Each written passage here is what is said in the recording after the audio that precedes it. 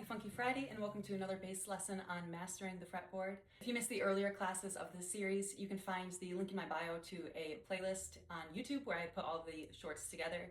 You can learn from the beginning how to learn to memorize each of the notes on the fretboard, begin learning some scales and different variations of playing the same notes across the fretboard, etc. Today I want to start talking about modes, which is different variations of our scales.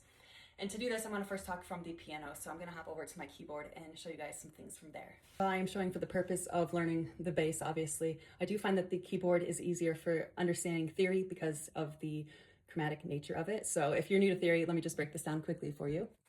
This is where C falls on the piano. And our typical major scale that we are used to hearing is just 1, 2, 3, 4, 5, 6, 7, 1, 7, 6, 5, 4, 3, 2, 1. C, D, E, F, G, A, B, C, B, A, G, F, E, D, C. That pattern that we're playing here is based on the intervals, which is the space between one note to the next. And so each distance from here to here is a half step. From here to here is a whole step. So if we look at the regular major scale and the key is C, it's easiest to see because we're playing all white keys here. So we're going from here to 2, it's that whole step, to another whole step, to a half step. So here to here is just a half step, whole step, whole step, whole step, half step. So that means that our 1, 2, 3, those are whole step, 3 to 4 is a half step, 5, 6, 7, so the 7 back to the 1 is another half step. Other than that, we have our whole steps besides that 3 to the 4.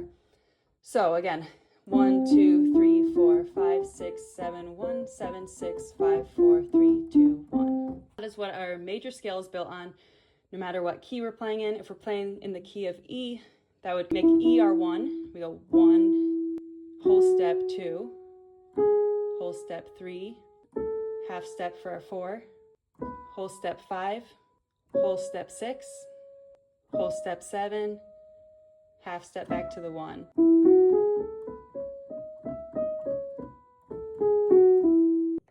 So that scale that I just played is the Ionian scale, both in the C and the E major I played it. So we're going to work from the C Ionian scale, which is that typical major scale we're used to hearing.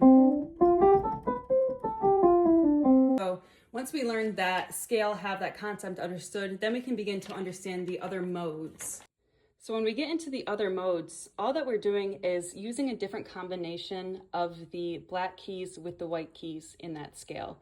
So if you look here, our Dorian scale, instead of having that whole step, we're going to have whole step, half step, then we're going to have another whole step, half step. And so that gives us our Dorian scale. If we're going to play C Dorian, then we would start on C once again.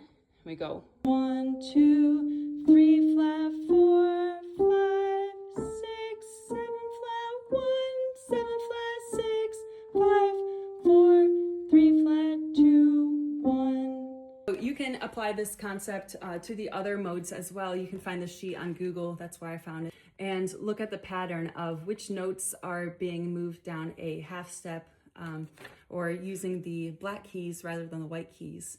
Once you understand the patterns of these different modes, then we can apply that to the bass and begin learning those patterns on the bass and how to play those. Keep an eye out for my next video covering that. I know this one was a bit longer. Be sure to subscribe or follow for more bass content, and I'll see you all soon.